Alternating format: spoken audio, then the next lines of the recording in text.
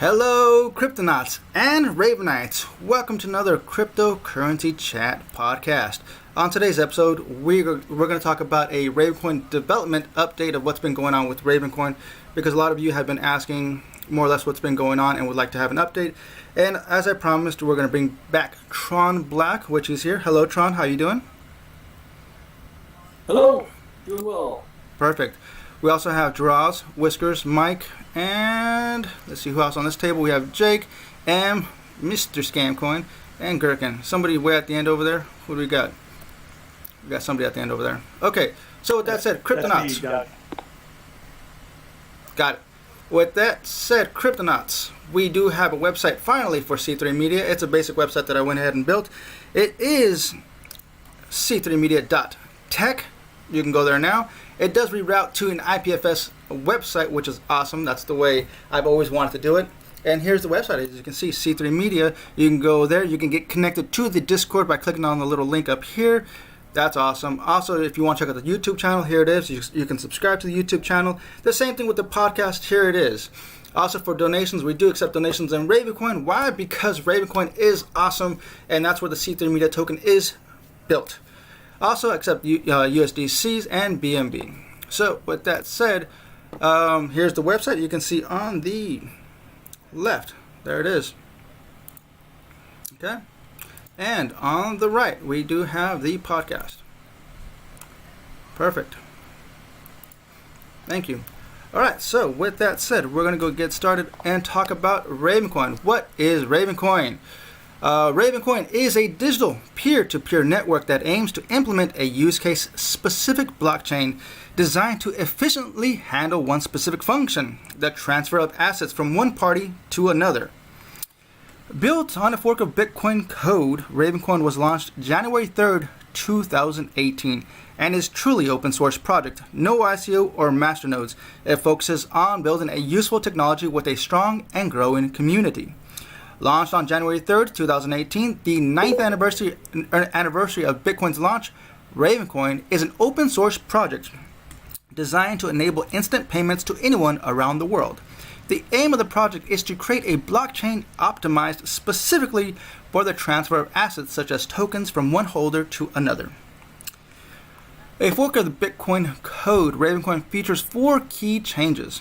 The issuance schedule, block rewards of 5,000 Raven, block time 1 minute, coin supply 21 billion, mining algorithm Kapow, formerly X16R and X16RV2 respectively. Unique characteristics of Ravencoin. ASIC resistance uses the Kapow hashing algorithm to discourage the development of ASIC hardware.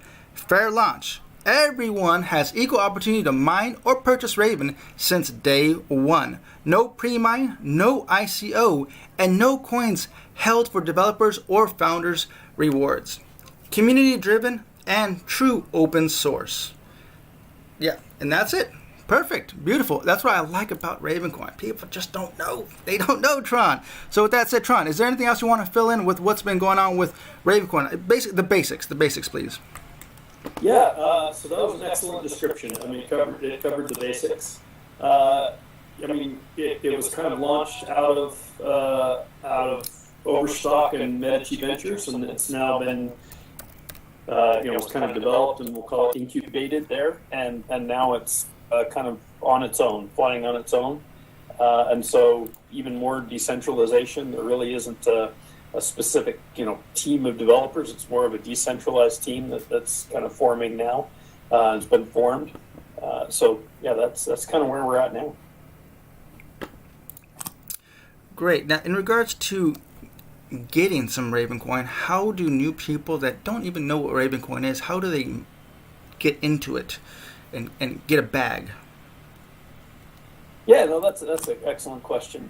So there's 2 options. So let me start with the first option, which is you're already a cryptocurrency holder and you just want to take some of something else and then have Bitcoin, or have Ravencoin rather. That's probably the easiest. There are lots and lots of sites that you can do that. If you're in the US, you can use Binance US. If you're not, you can use Binance.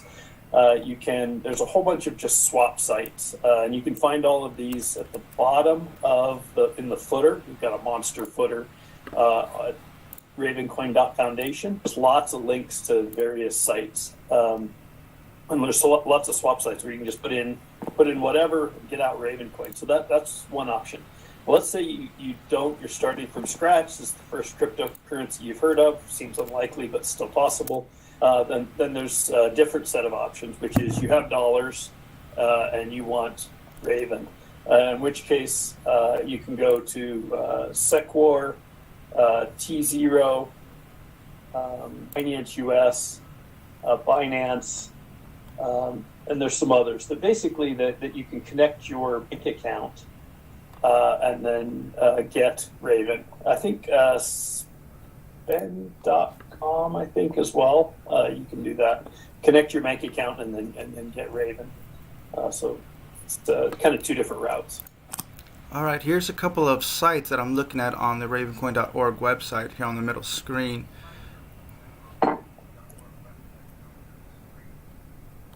Yep. Let's see. Go ahead, I'll let you take care of that. Yeah, is that the Ravencoin Foundation website? It is. That's not. No, that's a ravencoin.org. Ravencoin.org. Correct. Yeah. So that also has some, largely the same ones overlap. But if you go to here, I can switch it. I think maybe not.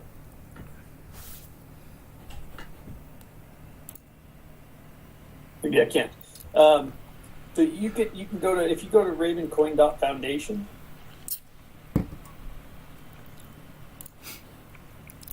Okay, 1 second. Actually, if you move a little closer, you should be able to change it. Okay, let's see. Do you get the presenter's toolbox?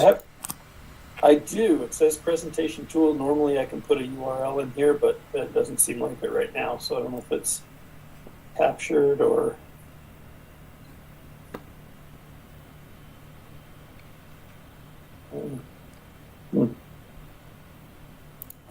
Well, whoever has it, if you can put in just... there it is. There it is. Perfect. There you go, Tron.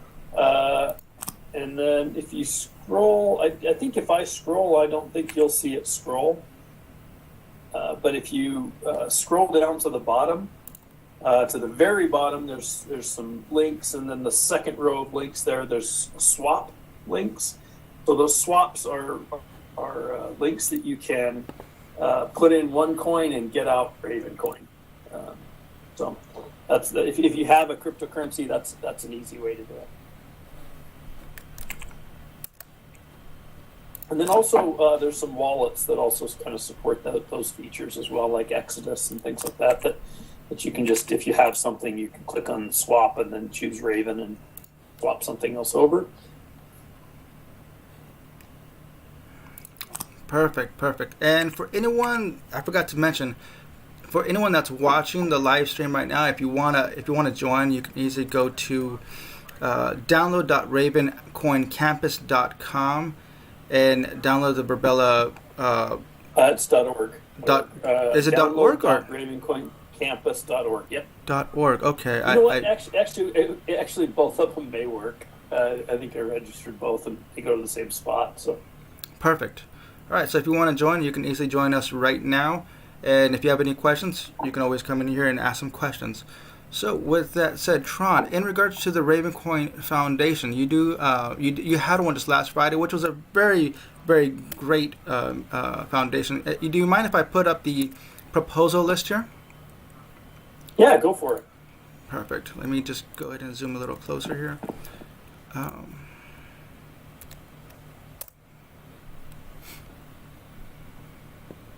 Whoops. Is this it? So that is a list of proposals. It's not there's two lists. I was kind of wondering which one you'd put up. So this is a list of projects that are funded.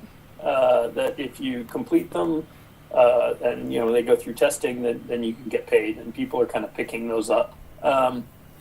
There's another list that I put together, which is things that we can talk about when we talk about the foundation, if you're ready for that. That will it's basically a list of the stuff that the foundation is doing, and by foundation I mean mostly me, and I'm not doing them all very well because there's just lots of stuff, and so it would be great to have people kind of like stepping in and volunteering, and we can probably, if there's some funds, and we can kind of help for kind of on a contract basis, kind of have other people kind of step in and do all kinds of different things, kind of accounting and awareness and education, things like that. All right, let me try to find the other one. And where would those people go to do that, or to join the foundation in that way? Yeah, so we're going to have, so every second Thursday of the month, there's a meeting of the foundation. And so I kind of introduced this during the dev meeting, but really had planned to introduce it during the Ravencoin Foundation. And so that's probably the best place to start. If you want to kind of, jump in quick, and you can email me, tron@ravencoin.foundation. Cool.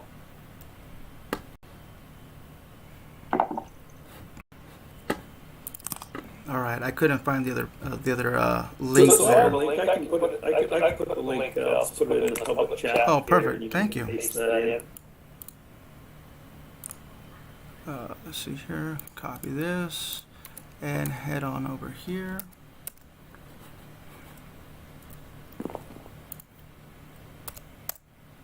Got it. So if I've done this right, that link that I put in the public thing will allow anyone to open it up and comment. So you can kind of say, hey, I want to do this, or that kind of thing.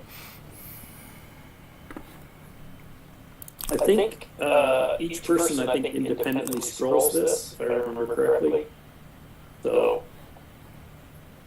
scroll on that screen and see it. What I've done basically is come up with a kind of a list of stuff that the foundation is not like necessarily committed to, but is kind of doing or would like to do, and then marked it as whether or not other people can do it, whether I want to do it, whether it's already been delegated to someone else, whether it's partially delegated, just sort of color coded it. And so the goal here, I think, would be to get this mostly into that pink color, where it's kind of distributed out, and foundation is really just kind of maybe coordinating a little bit, in case somebody says, well, I can't do this anymore. Somebody else might take this over, that type of thing. That would be the ideal state. This is great. I like the way it's set up. Now, are you able to tell us who's part of the foundation? Because I don't think the Ravenites don't quite know who's part of the foundation. Yeah, that's a great question. So the foundation was really formed because Ravencoin was never really never really fit the model or mold that Medici Ventures had. So the model or mold that Medici Ventures had was investment in companies. These are actual like for-profit companies or future profitable companies, and taking a percentage of that, and then either just doing the funding or also providing funding, and then also maybe providing developers either for money or for sweat equity. And so they could take additional piece of the equity of those companies. And Ravencoin was just a different animal. It was kind of between Patrick and Bruce, and it was kind of funding was provided to developers to kind of help launch it and to get it going. And so it really wasn't a company, never was. And so it didn't fit the mold. And so because of some stuff that was happening inside Medici and some transfer things of that to Pelion, I'm not even sure of the whole reasons because I actually wasn't there in those rooms at the time. But basically, Ravencoin was kind of shifted out of Medici, or at least Medici stopped providing development resources inside of Medici. And so there were some things like nodes, some servers, mostly that aren't absolutely necessary to the function of Ravencoin, which is nice, and they could all be shut down. Ravencoin still implemented. They're helpful, all right? There's some monitoring, there's some dashboard stuff, there's some explorers, there's some seed nodes, but there's also some things that an entity needed to hold legally so that we didn't lose the mobile wallet for example, out of the app stores. And those are like keys and accounts and things like that so that we could keep Raven Wallet in the App Store. And so an entity needed to be there. And Medici was kind of providing that entity. And so Medici kind of shifted that to the foundation. And so that happened over about 6 months, from about July to the end of the year. And so at the beginning of the year, the foundation kind of picked up those things. And Medici also kind of helped provide the legal work for the foundation to kind of form an entity in Wyoming, and then also provided $120,000 cash for the foundation to kind of help pay for things, and that accounting is all on the Ravencoin Foundation website if you kind of want to see where those funds are going. But the real goal is to have it so that there's kind of a continuity, not just like, well, we're done. So that's what the foundation's there for. These are some of the things that the foundation is doing, not necessarily well, but is kind of there to kind of handle or coordinate or whatever. Anyway, I'll kind of stop talking. Your questions. Yeah, I noticed under Delegated, there's only one thing so far, and that's the Rosetta API. Are you able to give a comment on that, like where that's at, who's taking care of it? Yeah.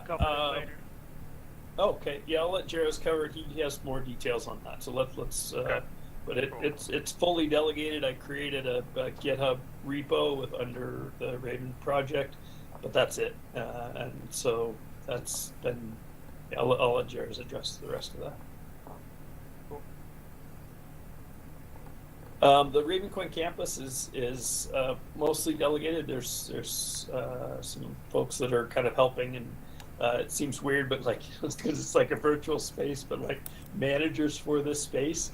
But that's once we started up, there was a lot of people saying, "Hey, I want to use this room. Can I do this? Can I do this? Can I get on the calendar?" And it's like, "Oh, we should have a calendar," so we created a calendar, and then. It got really busy, so I was spending a lot of time kind of coordinating that, and so some people stepped up, and so there's now an event at ravencoincampus.org that's handled by multiple people. There's a calendar, like a master calendar for the environment that can say, hey, there's this public event on this date, and that calendar you can actually click and add it to your own personal calendar, whether you're on Google or Apple Calendar or whatever, and it just kind of merges with it kind of as an overlay. Cool. And then there's people that can kind of add you if you're doing a Ravencoin project and you want to have exposure for it. There's an expo hall here in this virtual environment that has essentially kiosks and like a little area, something that would cost you 10, 20 grand if you went to like a big hall in Vegas to show off for the week, but you can just get that for free and have your thing, video or a website running 24/7 in the expo hall. And then for people who are just interested in what's happening in the whole ecosystem, they can kind of wander through that expo hall here in this environment, and you can download and just see what's going on, see what companies are using and building on top of and connecting with and integrating with Ravencoin. Yeah, the Expo Hall is amazing. I'm always scrolling to everyone's companies out there and seeing what they've created with Ravencoin. It's awesome just to go to one little place and you can see so much. And from my understanding, by the way, are you able to hear me? Yep. Perfect. So from my understanding, Braveland was donated by Blockchain Tiger. And recently, Correct. Blockchain Tiger also gave an additional 100,000 USD to the foundation. Correct? That's the denominated in USD but paid in Raven or donated in Raven. Yep. Okay. What are the plans in the future for that particular batch of donations, if any? That's an excellent question. If you see this list here, It's to kind of help make that stuff happen. So that's the goal. The funds are there, and there's all these things that we'd like to have, and so it's to kind of incentivize people to help with those things.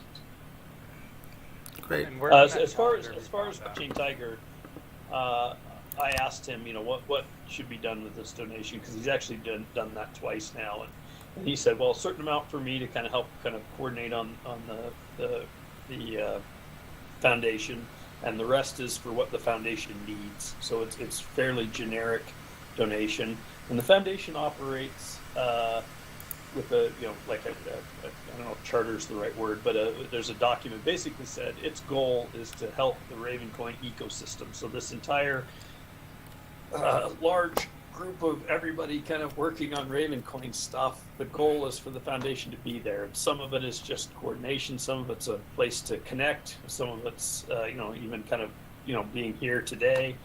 The goal is to kind of help the code and the places and the meeting and the communication and awareness and education and thinking about it, and just all the stuff on this list.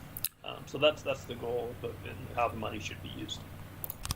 All right, Doug, if you can start getting set up on the left screen there, I'm going to ask a few more questions in regards to the foundation. So Tron, in regards to the foundation, if somebody wants to join the foundation, how do they go about doing that and getting connected with the foundation and doing work? Yeah.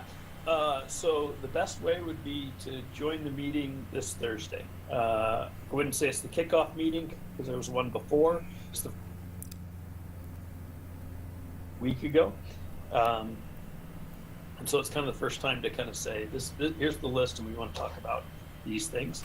And that'll be Thursday, and I think, I don't remember, I think I wrote down where it's going to be.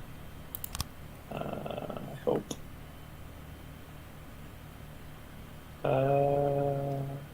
I think this time it's going, yep, I have voice Discord. Now it may move.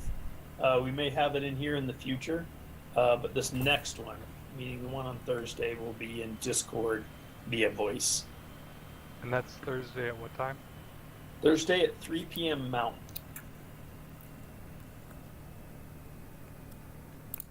Perfect. That would be, yeah, that's 2 p.m. Pacific and 5 p.m. Eastern. Perfect. Thank you, Tron. Is there anything else you would like to speak on behalf of the foundation? No.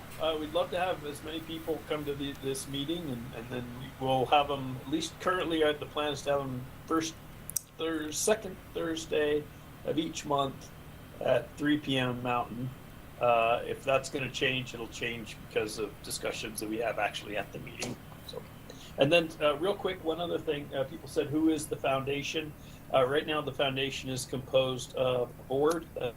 It's 3 people, myself, Jeremy Smith, and Doug. And then we have Vice President, Secretary, and Treasurer, that's Jesse. And then I'm President. Then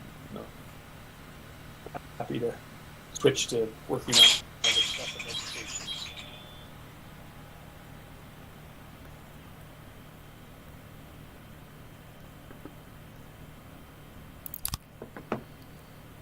All right, thank you. Yep. All right, any more questions for the foundation? Yep. So, Tron, this Thursday meeting, is it just a meeting for members of the foundation and people can listen in? Or is it an interactive meeting with the foundation and people who are interested in the foundation? Yeah. Hang on one second. I've got something going on with my audio here.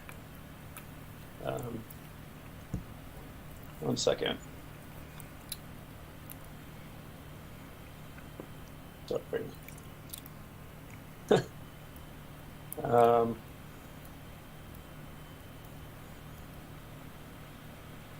right.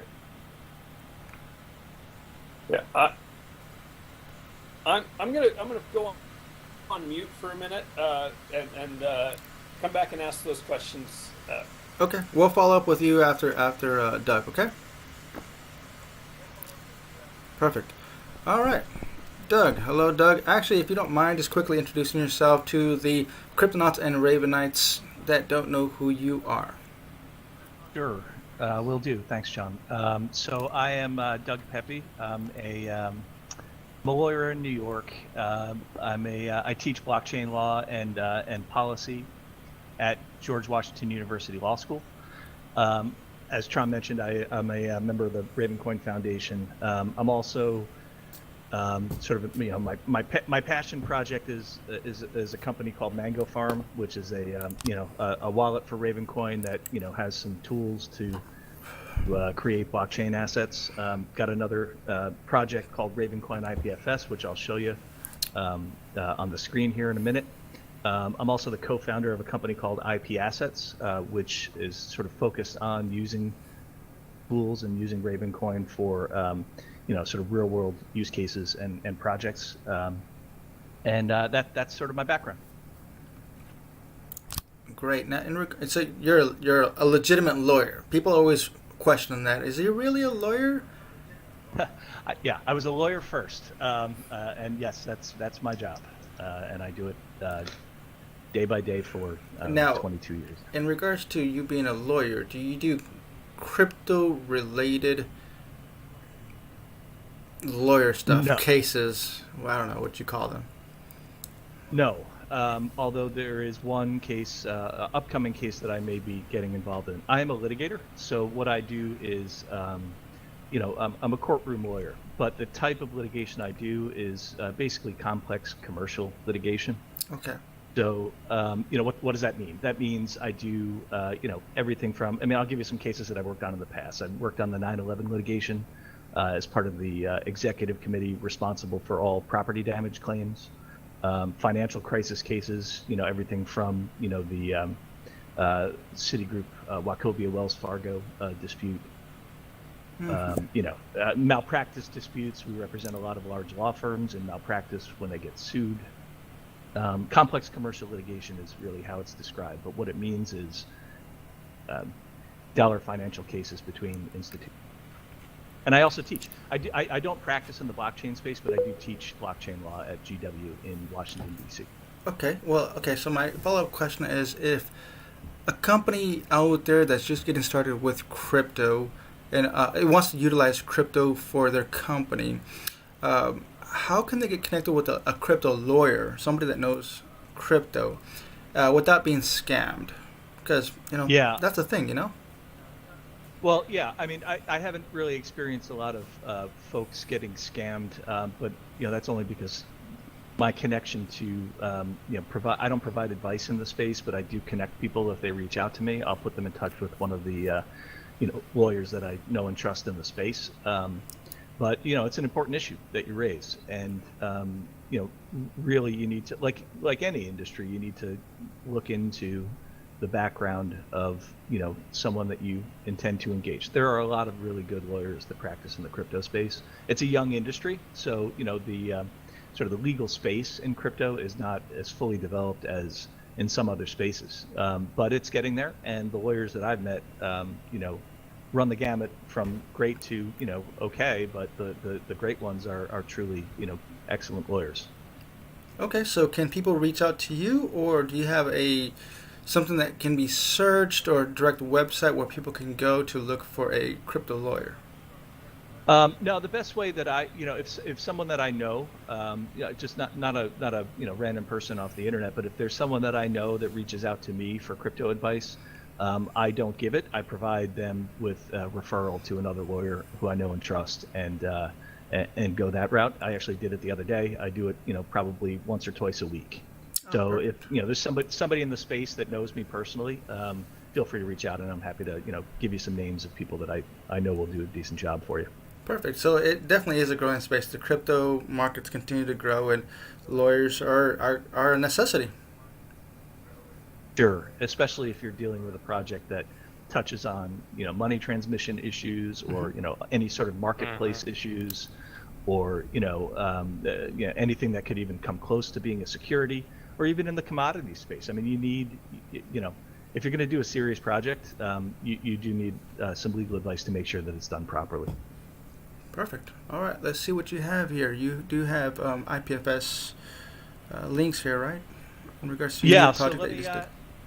I put together some slides for Friday. I gave a talk on Friday. As we were talking, I didn't know I was going to be presenting, so I thought it was going to be a bit of a roundtable. So I cut them in half and I edited them while I was standing in the corner. So I've got about 5 or 6 slides, and then I've got a video to show. Since we're live streaming, some folks who weren't there on Friday can probably get some benefit from it. So if you want me to, I'll put that up and start talking. Absolutely. Yeah.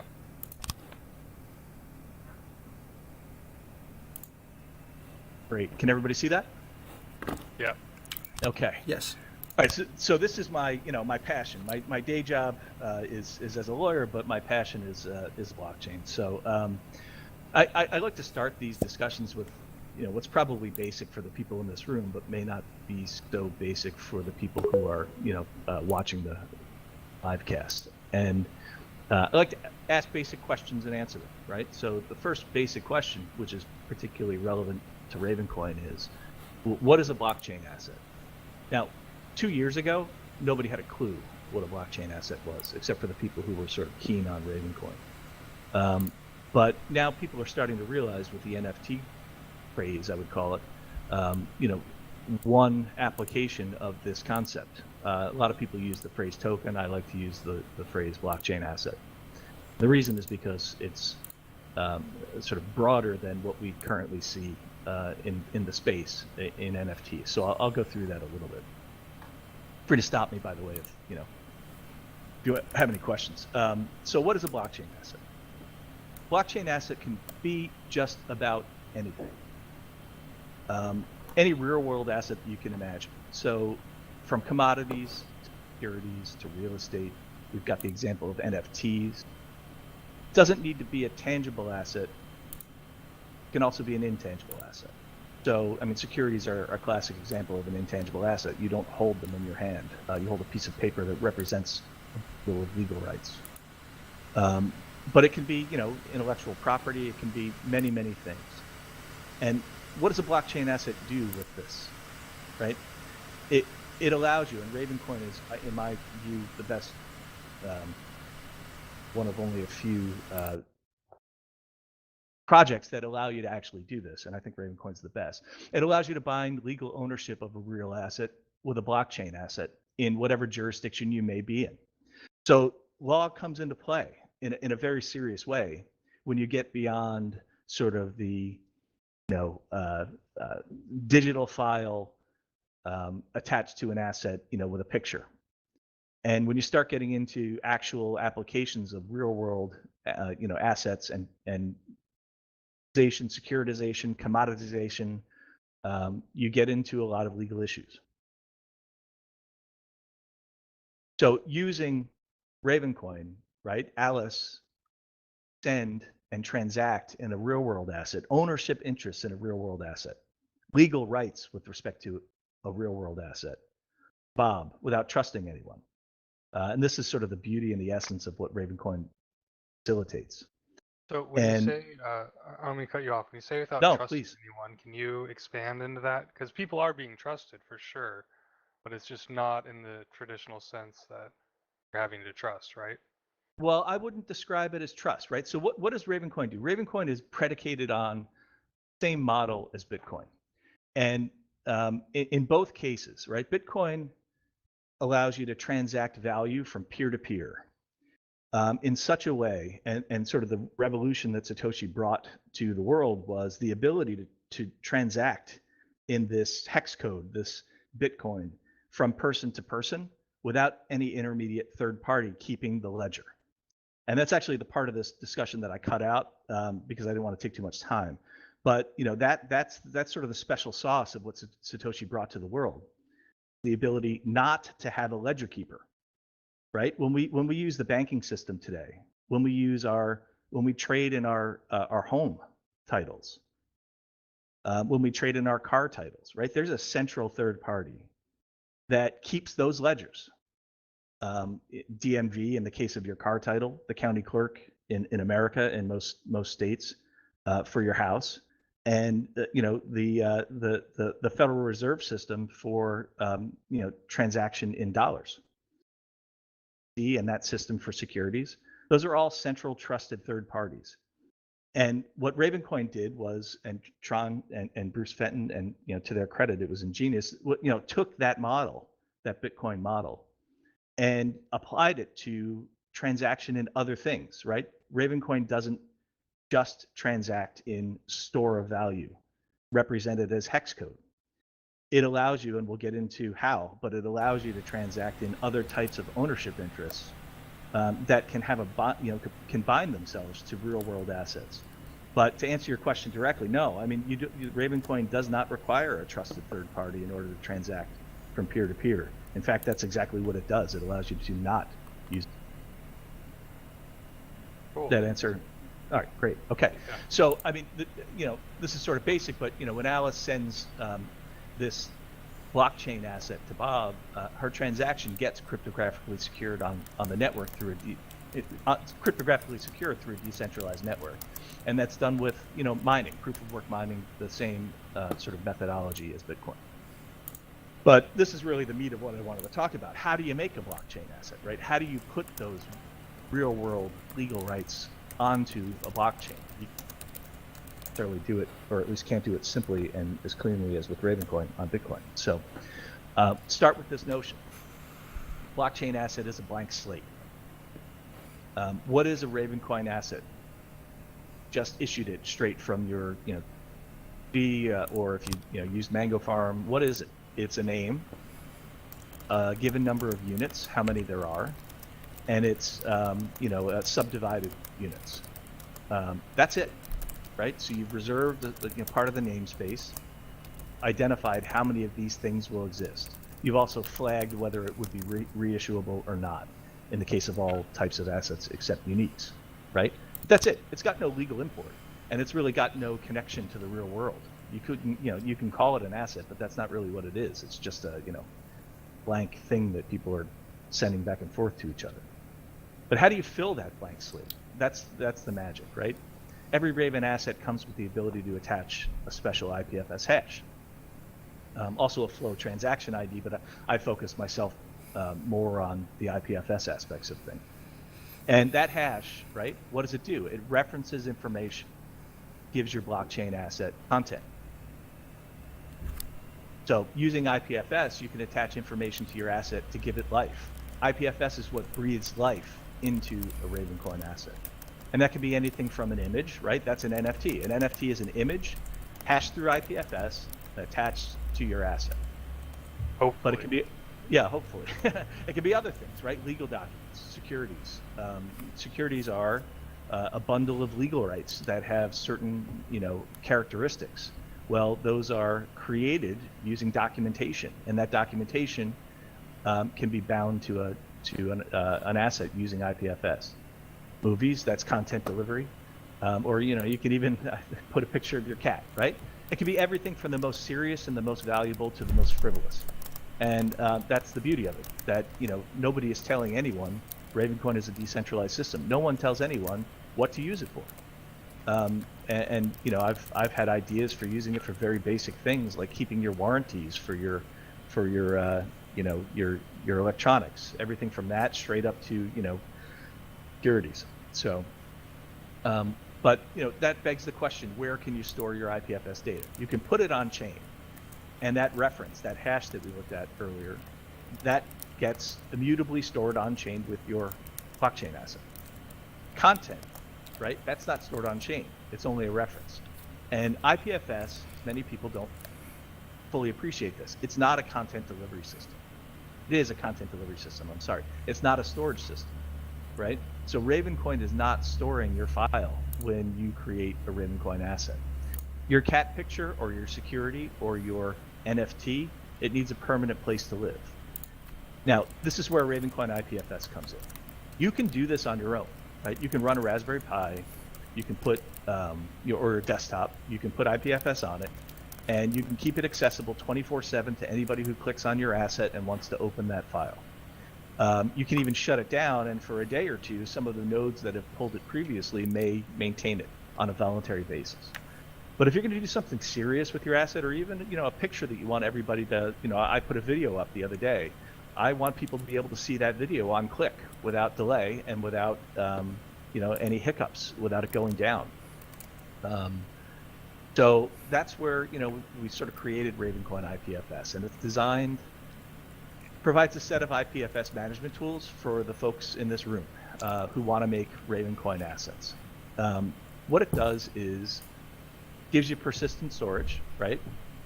24/7 access, but we made it very user-friendly so that you can sort of, it looks a little bit like Dropbox, or works a little bit like Dropbox, but it's even better, I think, in that, it's got folders, it's got drag and drop,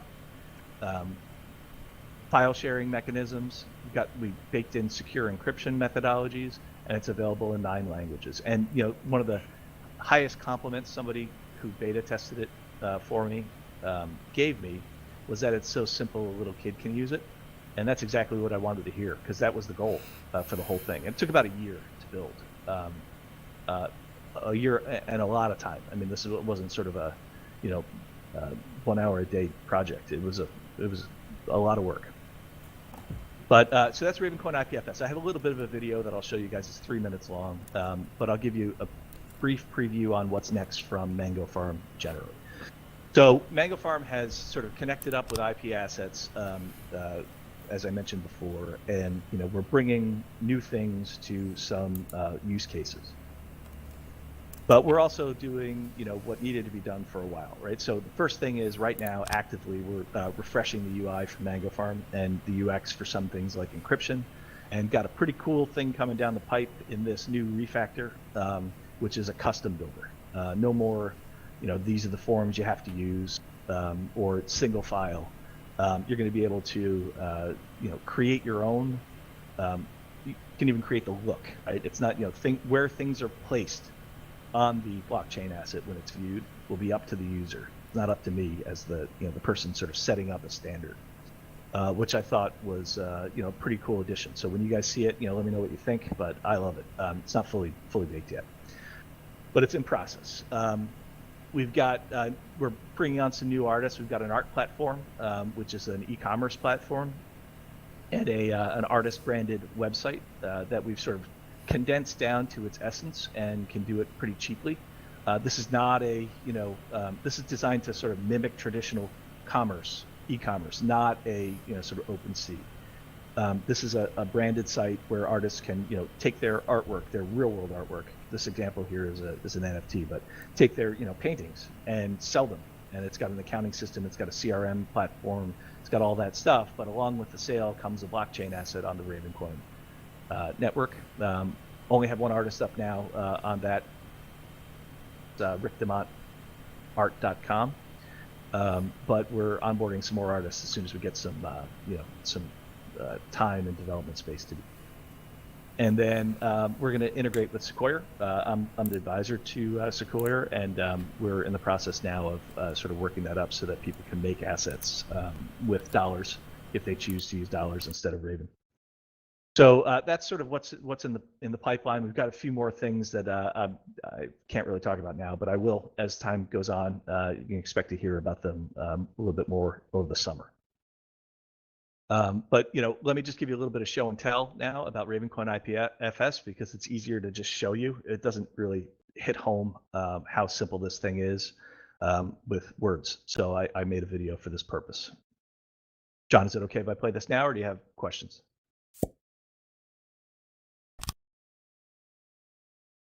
Here you go.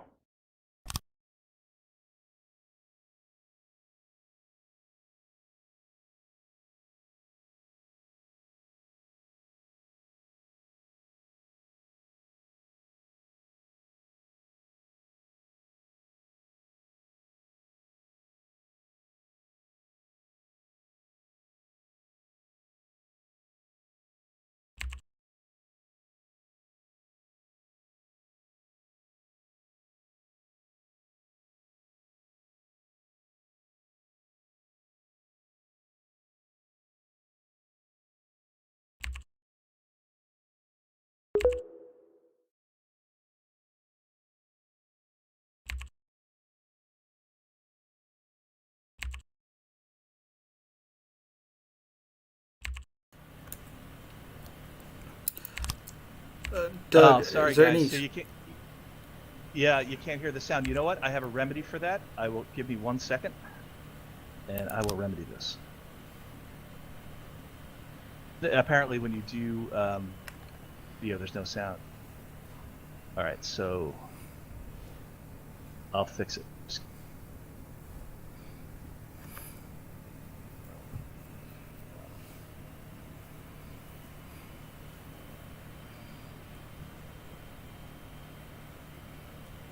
Sound through your mic now.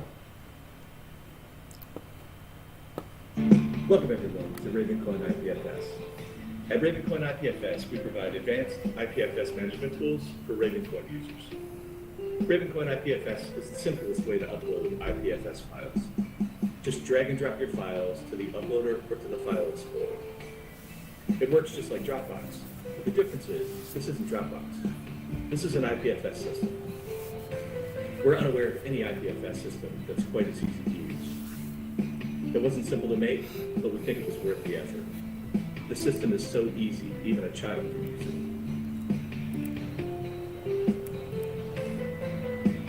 it. One of the coolest features about Ravencoin IPFS is that you can store files with real names in folders. Creating folders is super easy. All you need to do is click on the plus, type in the folder name, and you're good to go. Just like the explorers and the operating systems that you're used to. Our system allows you to drag and drop files around, just like on your desktop. These are great features because they make your web browser look and feel just like a desktop. You can also drop files into the trash to delete them, or drop folders into the trash to delete them. Ravencoin IPFS lets you store and view files of all types: JPEGs, MP3s, movies, videos, PDFs, Word documents, just about anything you can think of. And they're stored with the real name and file extension that you give them, just like this Picasso, which is a JPEG. We designed the Ravencoin IPFS system for making Ravencoin assets. Just scan the QR code into your mobile wallet or copy the IPFS hash into your QD. That's all you need to do. Launch your asset and you're good. Our system makes encryption easy too. One click, enter your passphrase, move around your mouse, and you're done. Your files are securely encrypted and stored, and only you hold the key.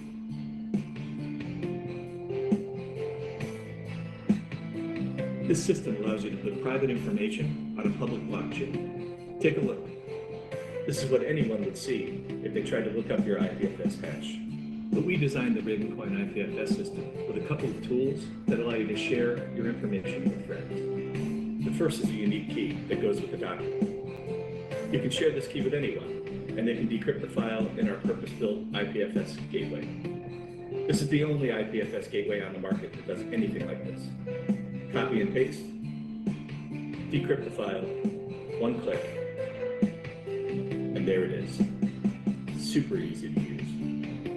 You can also make a single-use decryption link. Now this is something very unique. A couple of clicks, generate a link, and you can send this link to your friends. They can use the link to open the file once, and once they do, the link is expired. IPFS has never been this easy. Ravencoin IPFS has a ton of features packed into a super simple and easy to use user interface. We think it's the best IPFS system on the market. In fact, we know that it is. We welcome you guys to come take a look at it at ravencoinipfs.com. The first month is free. I'm very proud of this product, and I'm really glad that we had the opportunity and the ability to bring it to the Ravencoin community. So come take a look. We appreciate your time. Thanks for watching.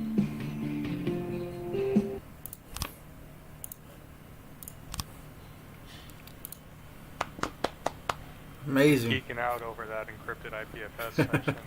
I can't believe that there's never been anyone who's made it yet. That's just that deserves an applause.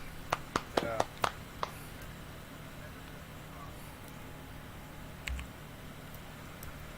All right. Any questions for Doug in regards to the Ravencoin IPFS or in regards to MangoFarms? I do have one, and that is, you did mention that you are looking for artists for Mango Farms. Now, how does a person that is a very good artist get connected with you and do work for you for Mango Farms? Can you guys hear me? Oh, great. Okay, so thank you for those. I had to switch my headset from my mic. So thank you for the applause. I really appreciate it. You can reach out to me at Doug at MangoFarmAssets.com if you're an artist and you want to hook up with our art platform. It would be great. So just reach out directly and we'll get you started. All right, looks like we have someone typing. Any questions for Doug? Well, I guess I can just speak. I do have a question for the Mango Farms admins. While I was trying to send an asset to there, Yep. I realized I was logged in using my Trezor wallet and I couldn't access the asset features at all. Is that an issue with Trezor or is that an issue with Mango Farms? Right. So there is no Trezor support currently for assets. There's a group that's working on that using Electrum, and when they do, we sort of got pretty far down that road and came to realize that it would require a firmware update on Trezor's end. Don't quote me on this. This was about 2 years ago. So that was the impression then. So sort of stopped, put a pin in it back then, and didn't proceed because there have been a few other things in the hopper. But when and if they that group does that awesome work and gets Trezor hooked into Electrum, we will then port that in to MangoFarm. There are some other hardware opportunities that will be available soon, but more than that, I won't really get into here. All right, thank you. All right, anyone else? Is your presentation on Ledger up at your booth?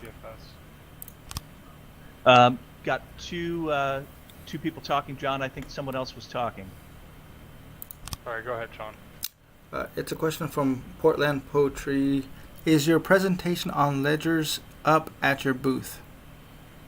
It's not, although if there's a video of this, maybe I can clip the video and put it up there. I have a longer version. One of these days, I'll give that version. I will. It'll be recorded, and then I will retire it. But I don't seem to ever find myself, presenting the whole thing from beginning to end in a recorded way. I did it in Austin last week. Tron and I were down there along with some other folks. Boats was there. Nathan Hawk was down there. Leon, Texas was there. A few other people. I gave the presentation, but it was on a laptop, so it wasn't really perfect. So one of these days, I'll sort of record it and make a video of it, and that'll be the end of it.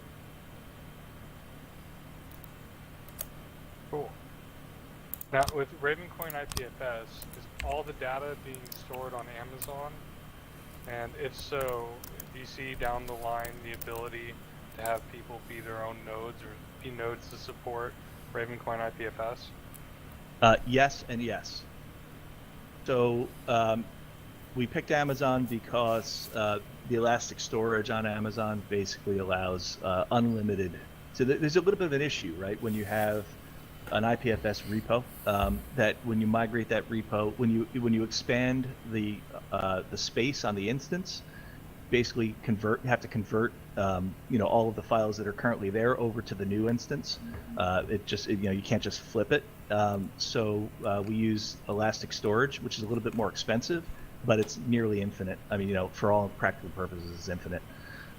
So that's the reason. And the answer to your question about having other nodes support it, the answer is yes. And actually, the files currently that you upload, you don't see it, you don't feel it when you're using it, but when you upload the files into Ravencoin IPFS, currently they're sharded into bits, and the shards are streamed, and that's all sort of the precursor to someday I want to take those shards and offload them to other nodes for a fee that gets transferred to the node users. There's a lot of complicated stuff. I mean, there are whole blockchains that do this. So it gets pretty complicated, but that's definitely in my mind, and it was built with that future in mind. So essentially, what you're saying is the goal is to be a decentralized storage marketplace for storage providers and people who need storage. Yeah, now let me tell you, that's a long ways off because there are a lot of other things I really want to do before that, but it's definitely, yeah, definitely in mind. Look, I'll tell you this, right? So IPFS itself, the interesting thing about it is, I mean, you can use Ravencoin IPFS for all of the sort of features of it, right? You can use it for encryption. You can use it for 24/7 access. You can use it for persistent storage. You use the gateway. I mean, you know, the video that I have on my Twitter account, I was a friend of mine was joking around with me. You know, I sent it and I said, "What do you think?" I'm sort of embarrassed of my own voice, and I said, "Should I tweet this out?" And he said, "Yeah." And he said, "By the way, I've never had a video like this, a linked video pull up so quickly on my phone." That all of those features, right? You can use them and still maintain a copy of the file yourself, right? So all you need is to keep the file on your thumb drive. And by definition, it's decentralized, right? You're the one who controls. Well, I wouldn't call it decentralized. I would call it, protected from, any sort of interference or anything. You know, you keep the file yourself. It will hash the same. Every time you hash it on IPFS, it will hash identically. So you can use Ravencoin IPFS and still keep the files for yourself in a drawer. And I actually, one of the things I want to do, this is going to be sort of a 1.5 revision, is allow each account to create a fully baked archive backup of everything that's on Ravencoin IPFS for that account. So you hit one button and it will create a zip file, and the zip file will have all of your documents, all of your files, and then have a table that relates the real name of the file to the IPFS hash, and you can use this for the encrypted and unencrypted files. So that's going to come. That's going to come a lot sooner than any of this sort of sharding and stuff, because I have like 6 things that I want to do before I even think about that. Pretty Awesome. cool. Awesome. All right, Doug. So you actually got a lot of things coming up that I'm sure you can't discuss right now. But if somebody that has the skills to work some code and are interested in joining MangoFarms, how can they connect with you or MangoFarms in general just to see if they can do some work? Same deal. Email me, doug@mangofarmassets.com. It would be more than welcome. Yeah, you're an exciting guy. You've grown so much just in the past year that I've known you. It's amazing how much you're just putting out, and I know you got much more. You just said that you have like another 6 more in the pipeline, so that's pretty cool. Yeah, I'm loving this stuff. I mean, I really when I say this is my passion, I can get really passionate about things, and I can say pretty much affirmatively that in my life there is nothing that I have been more passionate about. Awesome. Well, thank you, Doug. I appreciate it. All right, thanks, guys. I appreciate it. Let me turn this off, and I'll step off stage. Hold on. All right. Now, Tron, do we have you back on? Yep, I'm here. Perfect. I believe there was a question for you, but not sure who it was from. Did anyone have any questions for Tron in regards to the last presentation that he had? Okay. There was one question that came up some time ago, and I'm curious myself as well. I almost got banned off of Ravencoin, actually, by the way, because of your name. Did you know that? I did. No. I went to the Ravencoin website. I'm like, hey, everyone, I'm going to be doing an interview with Tron. You guys are welcome to attend. If you guys have any questions, please come on by. And I pretty much got booed and tomatoed at because apparently Tron, there's another crypto out there by the name of Tron, and everyone thought I was talking about that, and it was nerve-wracking. I said, no, not Tron. So not Tron the blockchain, Tron the person, okay? So the question is, and I don't know if anyone's ever asked you, but it seems like people are kind of a little intimidated to ask you. But and I've heard rumors, and I just want to clarify here. How did you get your name? Yeah. So my dad is a chemical engineer, and so it actually just came from electron. He just took the Tron part.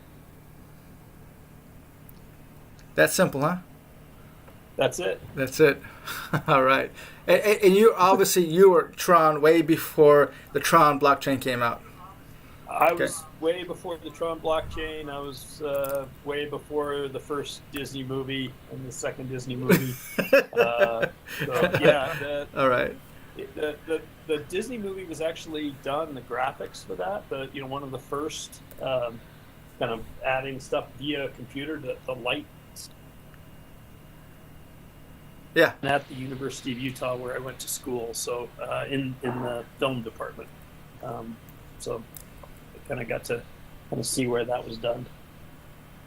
Perfect. All right. Last call for Tron. Any more questions? All right, we're going to move on to... Just circling back to the foundation. You guys are looking to onboard more members to do more tasks, right? Yeah, so I mean, you have to be careful with the money, but we have funds to help make the foundation happen and do the things that basically the money is there to help the Ravencoin ecosystem, right? I mean, it's not the kind of money that EOS and some of these other projects that raise crazy amounts. It's not that kind of money, so we do have to be careful. But our goal is to basically, help the Ravencoin ecosystem with those funds that were generously donated by both through the art auctions and from Blockchain Tiger and others. So that's the goal. In regards to Braveland, who is fronting the funds for Bella? Is it the foundation or is it Blockchain Tiger? So currently Blockchain Tiger is doing that in addition to. Okay. Is there any way to get some ad revenue from Braveland so it can be self-sustainable in the future? That's a great question. So about every Wednesday, there's a meeting regarding this environment, meaning some of the folks from Verbella are there. And so there's some options to try and make another hall that specifically for artwork and things that can be put on the walls and kind of be there, kind of permanently for kind of an art, call it kind of an art hall, if you will.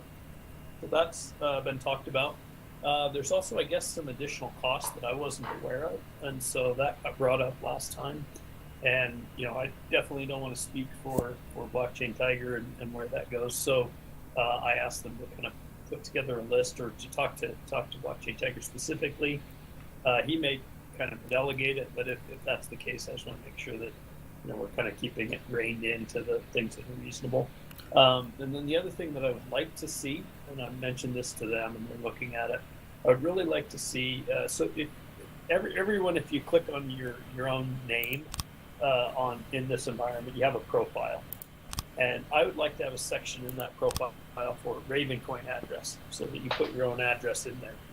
And then when anybody else clicks on your name, it would be nice to have like a pay/tip option, which would just pop up barcode and address and your Ravencoin address. And that would allow kind of a peer-to-peer payment system that's kind of outside of everything else. It's just person to person within this environment. Now, I've offered to them that's really, really simple. I think for them to create, but that they're going to have to go look at it because not building their environment. But I've asked for that. I've also offered to them to teach them how to, do something with an XPub so that you could actually support multiple currencies and things like that if they want to do that in their other environments. But I said a good test as an MVP, kind of a minimum viable product inside here would just be Ravencoin addresses and the ability to pay tip anyone that's in here. And then I wanted them to take it just one step further, which is if someone hits pay tip on there and their Ravencoin address isn't in there, that there's some way to notify the person either the next time they're in or right away that someone's trying to pay tip. And I think that's just to kind of try to get the viral nature of the of people to go, oh, I should put my address in there. So I'm trying to get them to do that. That's great. Can't wait till that comes out. Please, everybody tip me. Yeah. All right, tip me first, everyone. All right, I'm raising my hand right here. Yeah, see, we could do it without their help. I mean, you could go put in your profile, you could make your picture the barcode or put your address in, but I don't think it grabs or takes as well unless it's sort of integrated in. All right, thank you, Tron. Any last questions for Tron before we move on to Jeroz? Going once. Going once, fitty, going once, fitty, going twice, fitty, nope. And down with the hammer. All right. Thanks, everybody. All right, thank you, Tron. Thanks, Tron. Stick around, watch Jeroz. All right. Jeroz, first of all, this is the first time I believe you've been on the podcast. If you don't mind introducing yourself for the Cryptonauts / Ravenites out there that I'm sure they've seen you. If they're part of the Ravencoin community, I'm sure they've seen you. If not, then a clone of you that is trying to scam people out there in the community. So if you go ahead and introduce yourself. Hey, I am one of all those many Jerozes. Try to tell everyone that I'm the real one, but I guess everyone does that. But I probably will be the only one that gives the most true information and the most in-depth information about Ravencoin itself. I don't really give much talks or many talks about Ravencoin myself. I'm around pretty well, all of the time. I kind of like it. I got into cryptocurrencies in 2018. By accident, I stumbled upon Ravencoin and I kind of liked it. Pretty much for the reasons that Doug explained to everyone. And I like to tinker around with it. Currently, I'm moderating Telegram. I'm moderating Reddit boards. And I kind of like helping everyone with all kinds of things about Ravencoin, except for mining, because that's not really my strong point. In my personal life, I don't really do much with cryptocurrencies myself. I have a master's degree in artificial intelligence. I have a PhD in neuroimaging. I currently work at University Medical Center, still doing neuroimaging stuff, but it's not really related to Ravencoin, although the things that I learn with Ravencoin, working with GitHub and working with Python, for example, I use those now almost on a daily basis. Perfect. By the way, you do realize that you're like one of those people up there next to Tron as a well-respected individual in the Ravencoin community.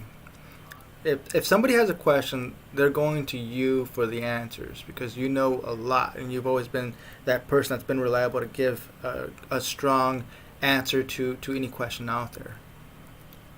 So yeah, I kind of like helping people. I also if I don't have answers, I always try to find someone that does have the answer.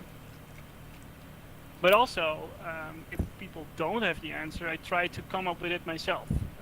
For example, I built ravennodes.com, which is a map of all the Ravencoin nodes.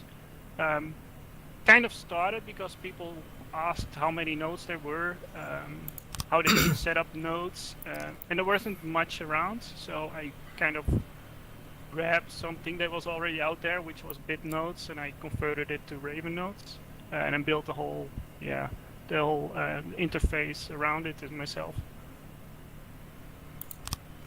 Perfect. All right. So it's welcome to the C3 Media podcast, Cryptocurrency Chat. You do have a presentation here that you want to talk about, the Ravencoin Developers Update for May 2021. Are you able to control that screen there, Jeroz? No, but Doug will okay. give the next slide as soon as I say next. Okay. Perfect. I would say next.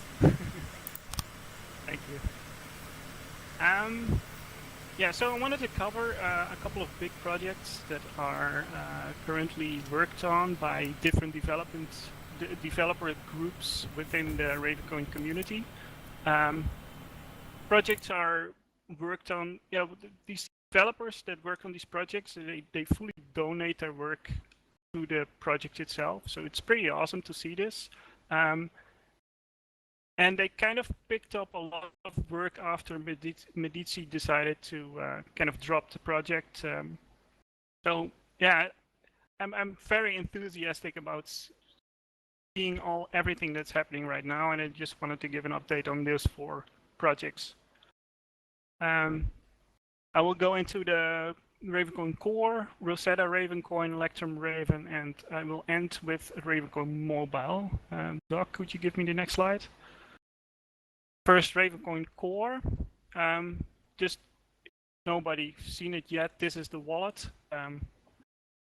Go to the next slide, please. So, big news last week. A new testnet, which is version 4.7. Some people ask me why 4.7, because we're at 4.3 now. Kind of related to all those scams out there. There were a lot of scam direct messages about 4.5 and 4.4, so the developers kind of decided to leapfrog that. So it's clear to everyone that we're really having a new version. And this new release is led by 3 developers within the community, which is Hans Schmidt, FDOF, and Hyperpeak. Hyperpeak is also here, I see. Yeah, and these guys did a lot of work.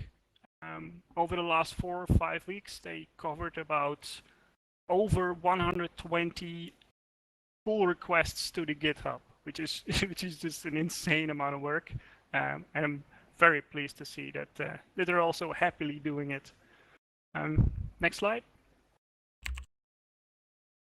Testnet has a few new things. The most important one is a consensus fork, which already successfully happened on testnet, and it brings us pay-to-script hash support for assets. P2SH was already available for Ravencoin, not for assets itself. And what it allows is, for example, multi-signature wallets to manage assets. So suppose that we have assets that represent like $1 million of stocks or something. You don't really want to handle that on your own. And it makes it a lot safer if you put those in multi-signature wallets. And this P2SH support will give you, or will allow users to put those assets in multi-sig wallets. Additionally, this is also needed, for example, for services like Atomic DEX, and they require it to actually support Ravencoin assets. Other than that, we have an enhancement, which is Raven and assets from private keys. It allows you, for example, to pull down assets and Raven from a mobile wallet or a wallet that you wrote down on a piece of paper. Also, we have some new developments on building the wallet itself. And I think the most important one is that FDOF updated a lot of building pipelines and automized them in Ravencoin GitHub. And what it allows us is that if somebody pushes code to the GitHub itself, the GitHub will automatically build this new code, and people can test this code within about an hour, which is pretty amazing, because it gives a lot of users directly access to new stuff, and they can directly test it. And a few new features are in the graphical user interface. A lot of new configurable stuff, like price information, configurable IPFS viewers, configurable block explorers. There's some new updates about with colors of the wallet itself, and we have a new redesigned 12-word seed dialog, which should be a bit more intuitive for people. Yeah, I treat this kind of as a lab meeting, so if anyone has questions about this, just stop me.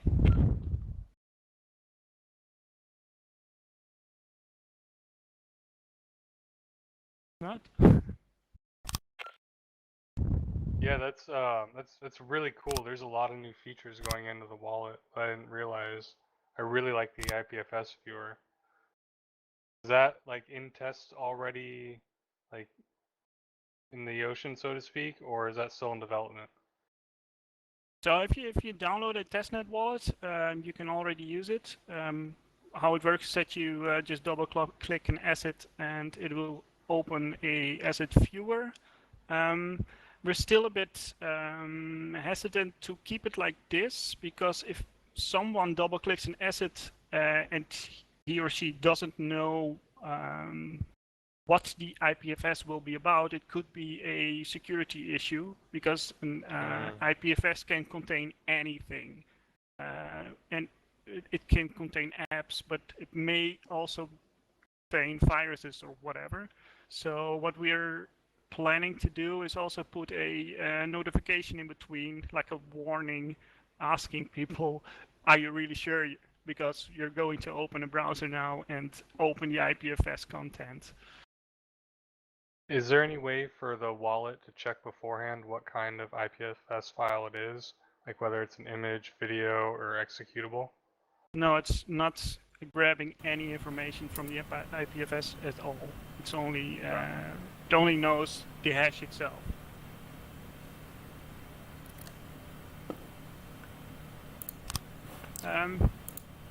What is really important is that people help testing. So the special interest group that I mentioned earlier, they put binaries on their own GitHub. But if people want to, if users want to build it themselves, they can build a development tree from the Ravencoin GitHub. And I would really recommend building those binaries or using those binaries.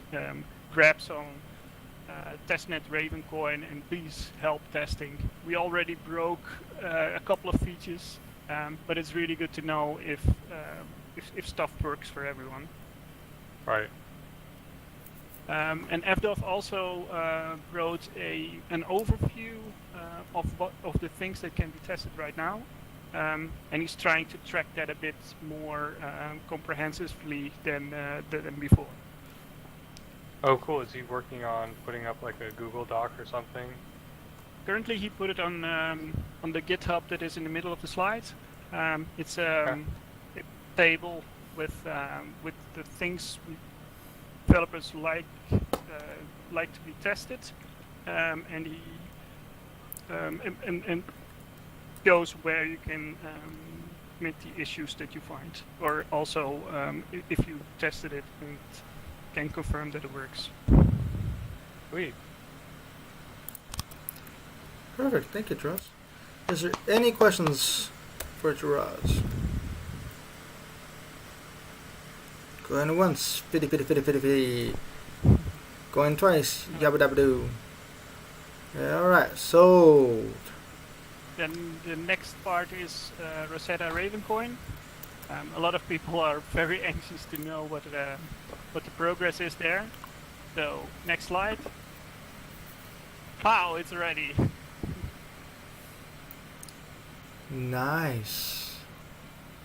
That's just a little bit background. It's one of the things that Coinbase requires projects to kind of have. That is a Rosetta API integration.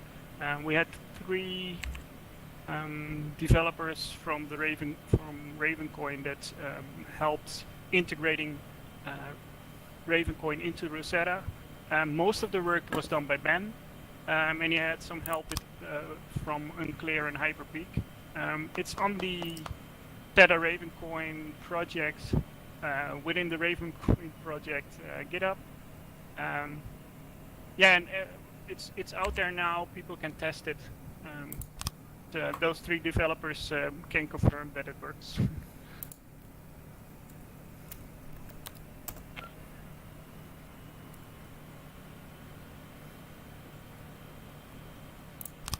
Are there any questions about that?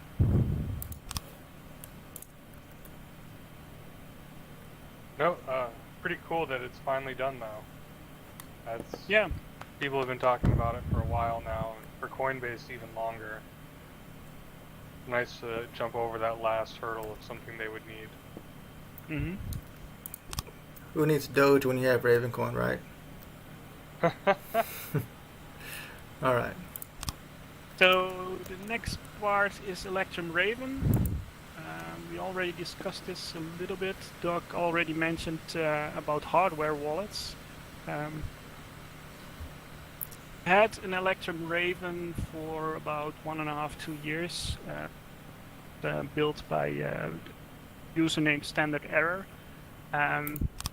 It allowed you to hold your Ravencoin, and it had support for Trezor and Ledger.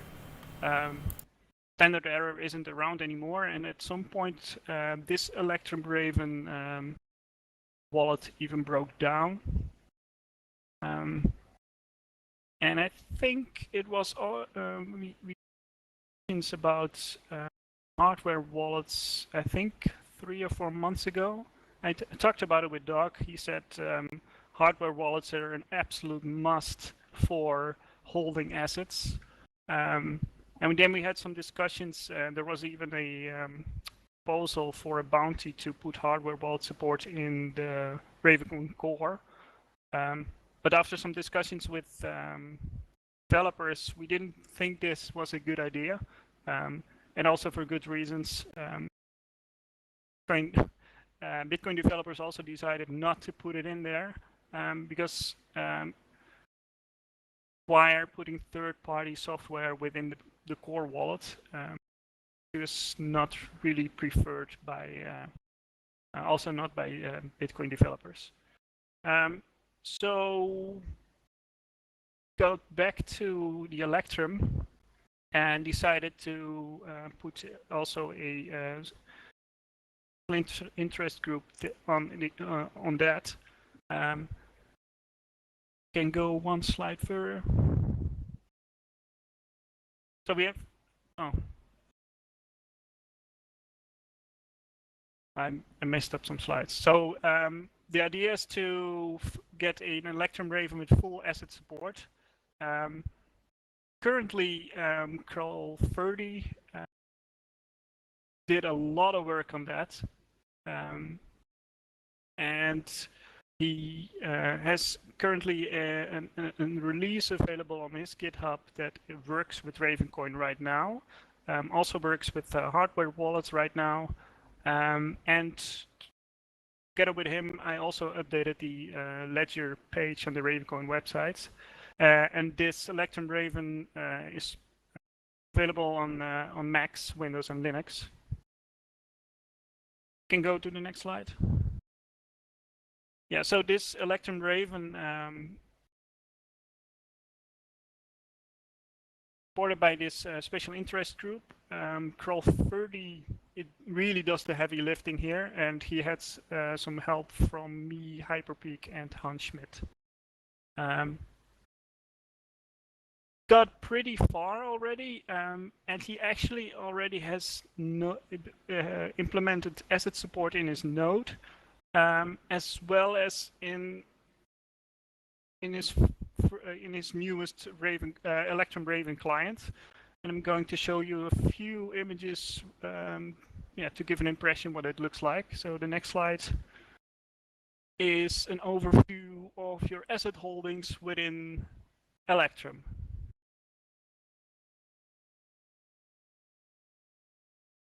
Already interactive, by the way. If you grab his GitHub code, build it yourself. Can click the IPFS. This already has a warning window. Go to the next slide. Yeah, so if you click an asset, you can already see for that specific asset what the history is. By the way, the date column still needs fixing there. Slide. Shows you a full history of all the transactions from Raven, as well as a grabbed a wallet address here to just show it. So yeah, Scamcoin is also. Oh, the guy left, but he's represented here. Next slide. So transactions also shown. Slide.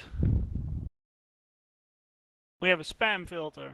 It's already in Electrobrave, and we're still discussing how to implement it within Ravencoin Core. But it's already available in this Electrum client. Pro30 implemented this pretty quickly. How this works is that you can actually right-click in your asset overview an asset, and one of the options is to to kind of block it. Then it ends up here in the spam filter, and you won't see it anymore.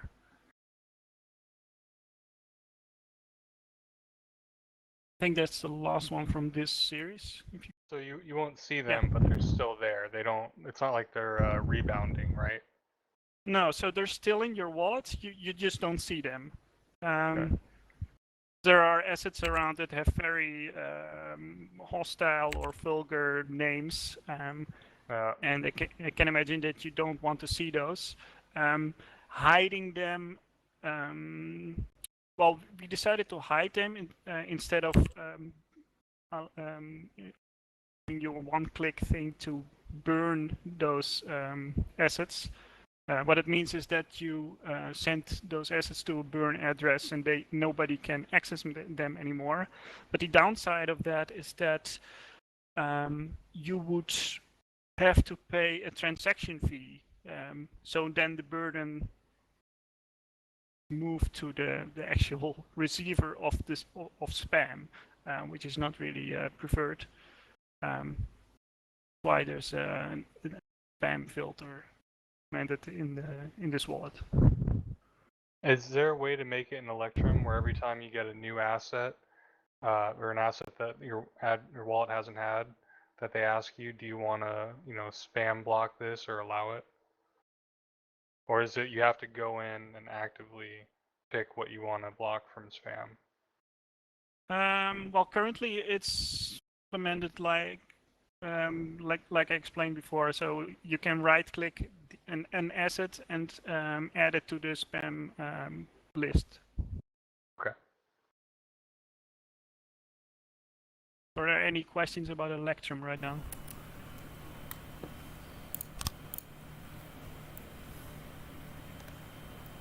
No, I was pretty excited. It was. Actually, that is exciting. It's one of those things that now that I'm looking at it, it's so amazing, because the last time I had a dev meeting, basically a podcast like this, was back in, when was it? March 1st. March 1st, just a couple months ago. And it's amazing how far along Ravencoin has already come.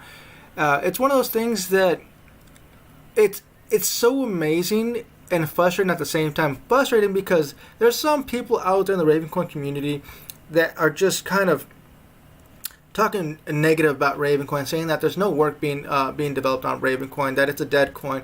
It is absolutely not. You can clearly see here, and every single week when there's a dev meeting in the community, and it's open source, if anybody wants to get in there and work on the project, they're more than welcome to. It's not closed. You can do whatever you want with the code, hop improvement. And that's what I really, really like about Ravencoin. So that's that. Any questions for Jeroz? Yeah, Jeroz, you want to go to Dairy Queen after this?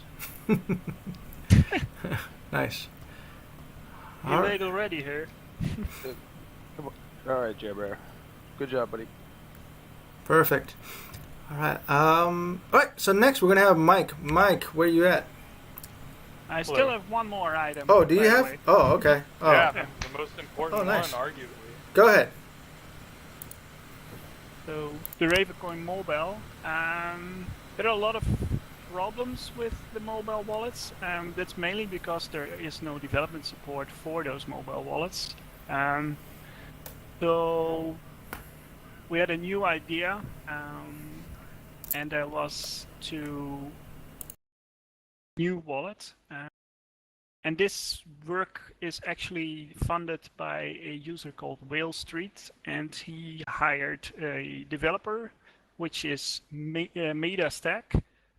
He entered the Discord last week, so this is pretty new and probably not known by most of the people.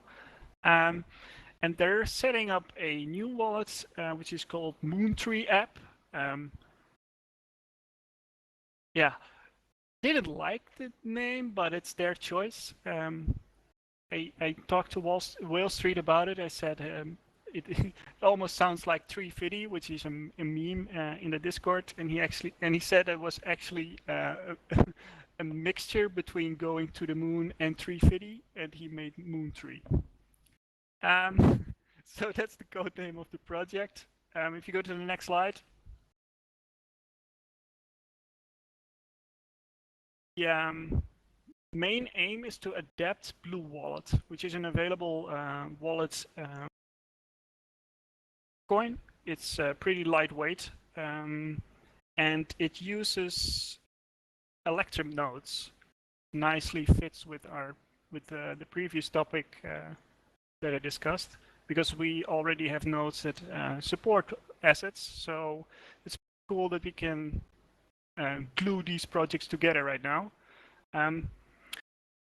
The idea is that there will be an open source free basic version and a custom paid version. The open source version is probably for most of the users. The idea is to give this Blue Wallet Raven and asset support.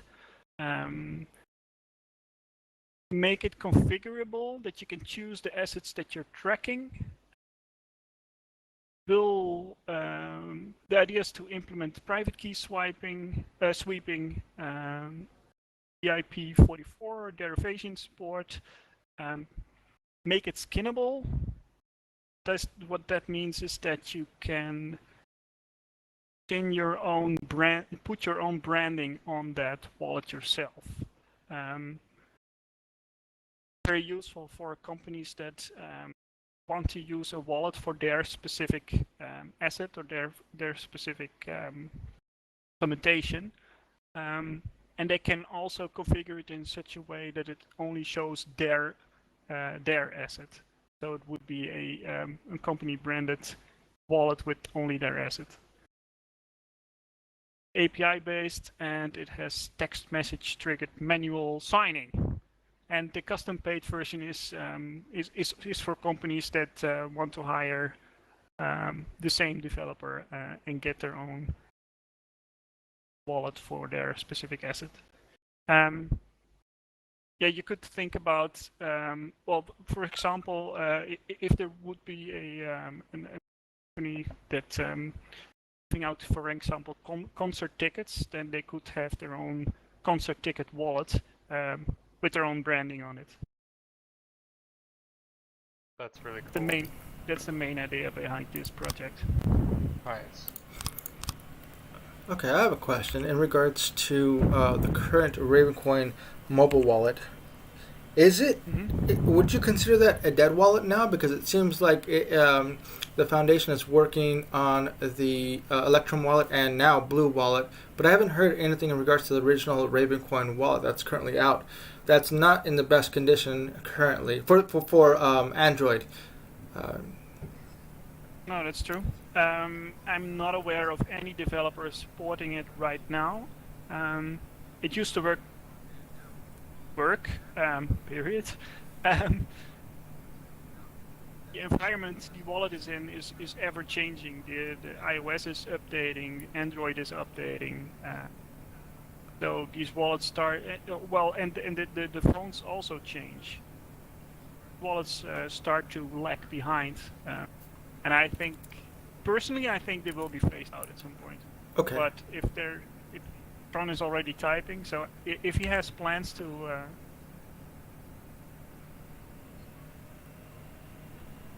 or to keep support going, well, I wouldn't know. But you would have to ask Tron about that. Alright, so the iOS version does work. I hear about the issues with the Android version. Yeah, Tron, so I did bring that up to you the last time. My personal issue was that you have to keep the app open on your device at all times to synchronize the wallet itself. That's it shouldn't be that way as a user experience. It should be able to run in the background as a lightweight client. But this seems to really bog down the phone, and I can't. It's basically just a brick. I have to leave my phone there. But what if I want to use it? I can't use it and synchronize the Ravencoin wallet. Yeah, I see many users reporting that they have to keep their phone open to synchronize, and that it takes a full night. Oh. So with this blue wallet, it should be like a lot quicker, like a few minutes or less. I haven't tried it yet, but I'm told that it's way quicker. Yes. Yeah, Blue Wallet is instant. I have I do currently have Blue Wallet.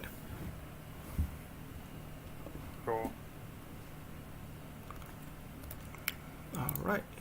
Those Electrum wallets are also what they're called simplified payment verification wallets. Those Electrum wallets also synchronize within a minute. Start.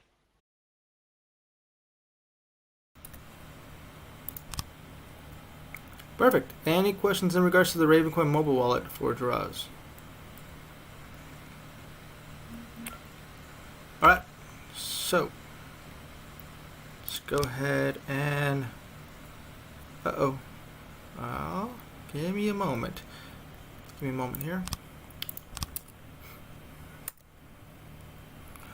How about we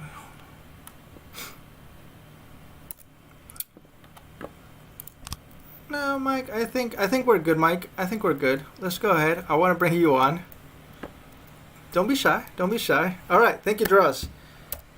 If people want to work on the Ravencoin mobile wallet or the Blue wallet or the Electrum wallet, how can they get in touch with you, or in, I guess, the GitHub, right? Yeah. Perfect. Moon wallet, it's just starting. I think the plan is also that they will be setting up a press group, but yeah, they will need a couple. Get themselves familiar with everything. Perfect. And also getting their own channel within Discord. What is this? Tron, the Raven wallet are SPV and only rely on the network itself. The mobile Raven wallets. Okay. Actually, are you able to explain that, Tron?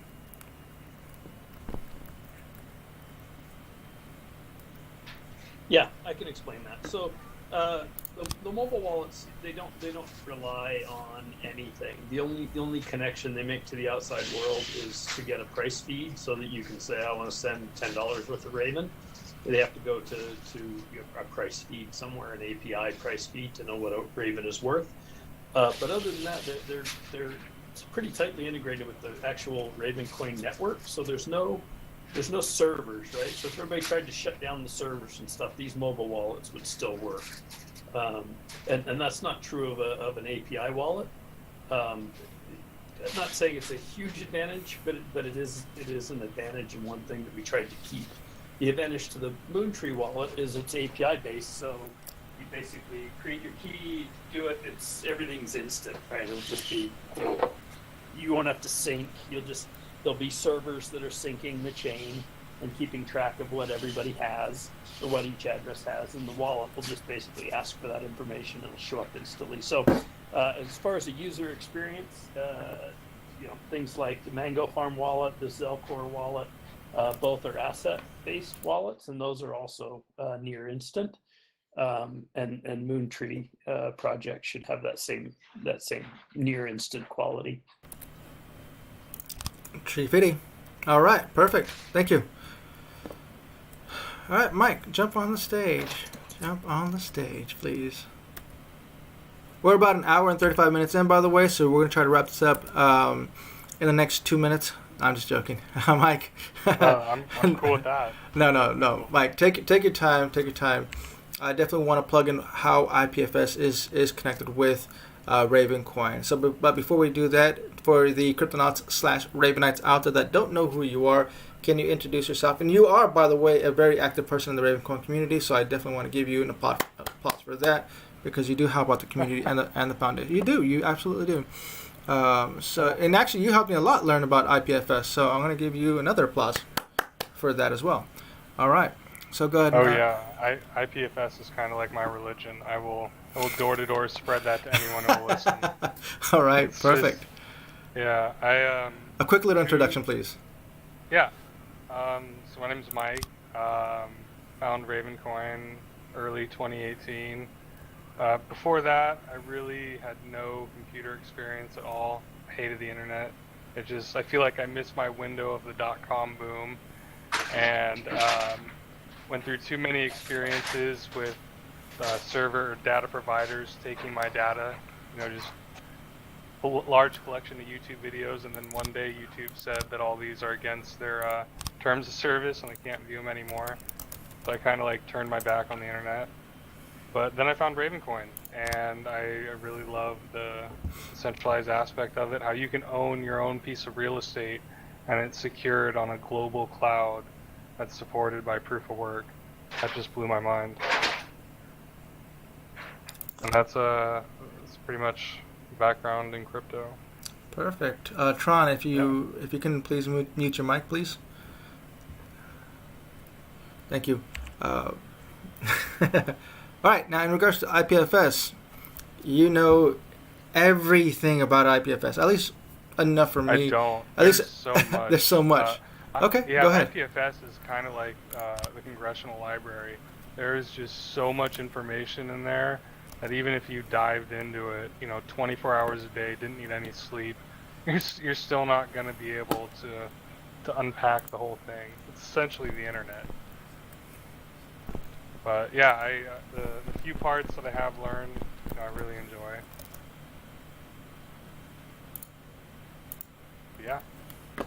If anyone ever wants to, learn more about it, I always recommend going to ipfs.io/ and then the pound symbol, either how or why. So ipfs.io/how or ipfs.io/why. The pound symbol in there before the why or how. And that gives a pretty good breakdown. So I have IPFS here. Did you want me to go to that site? Sure. You said pound or hashtag? Yeah, hashtag why or hashtag how. I mean, the why is pretty easy to understand why it's needed. If you've ever really thought about your data online and who owns your data and how you can transfer your data. It's not that easy to transfer pictures from one social media directly to another social media. So you gotta offboard your pictures and then re-onboard. Cool about IPFS is it's just one constant platform for distribution. And I know Doug had also said that it doesn't store the files. But what's really cool about IPFS is it gives you the ability to spin up your own server and then store your files if you want.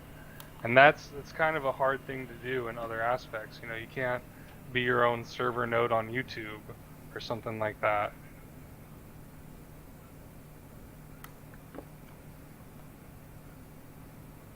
But yeah. All right. Now, I believe you do have an asset that you created that has a video, or a video of making assets on Ravencoin, right? Yep. Can that's asset Mike / how to make an asset or something like that. Do you have that? Can you send that to me? Just go to any. Yeah, hold on one second. Asset.mike. No, I'll just wait for you to send that to me. Yeah. Sorry about that. I didn't think I was going to be talking about this. Yeah, so it's Mike and then the unique asset, minting an asset on RVN. Can you? And it pretty. Yeah. Not right now.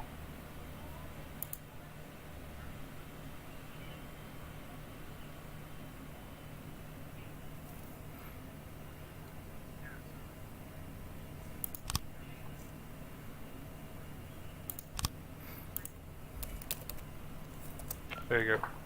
Should have it. Whoops. Yeah, essentially that was a video I made a while ago about how to make an asset on Ravencoin. It's super easy. It takes almost no skill, and it's done in under a minute.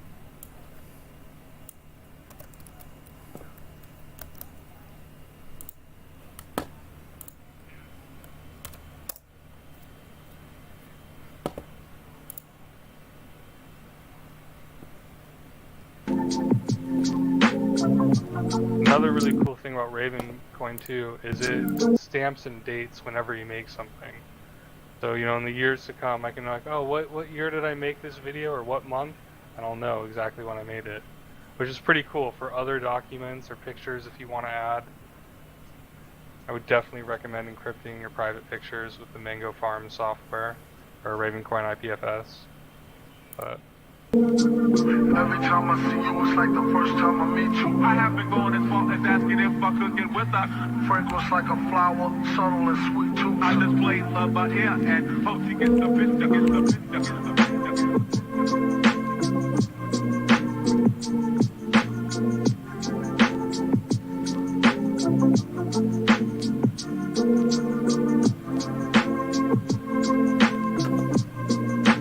yep, and there's the asset.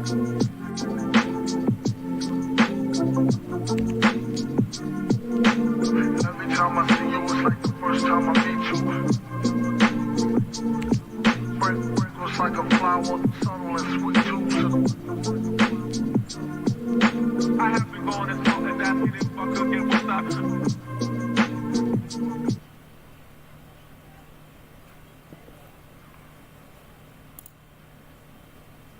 Perfect. Play. Perfect.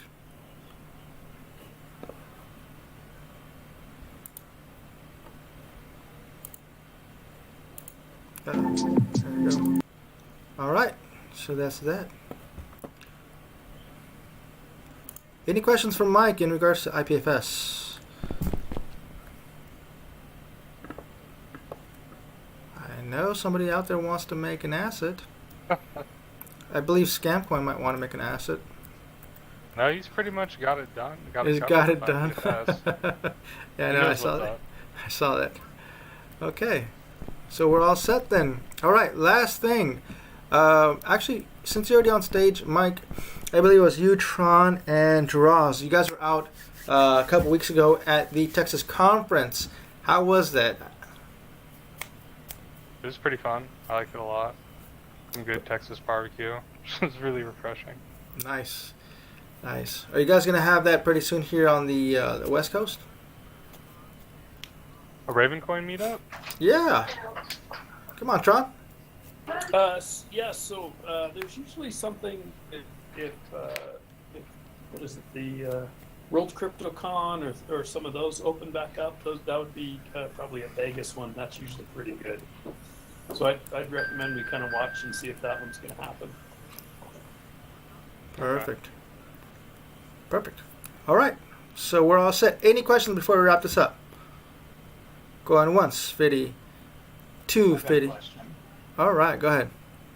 So, I have a question for Tron. How many Scamcoin do you own? I don't know. I think I got some. Good stuff. All right. Yeah. Can someone give me a ride to Dairy Queen? Anybody? All right, so wrapping this up, everyone that's here, if you don't mind going over to Discord and sending me your Raven address, and I will give you C3 Media tokens. It is not a scam token, by the way. It is a gift token for being here in the podcast. So, with that said, thank you, Mike. Thank you, Tron. Thank you, Portland. Thank you, Scamcoin. Thank you, Crypto Life Crisis. Doug, Jeroz, Gucken, M, Jake, who do we got back here? Hyper Peak, and who else? Am I missing anyone else? I think that's it, right? Did I get everybody? All right, thank you all. Make sure you stack sats and hodl. Adios.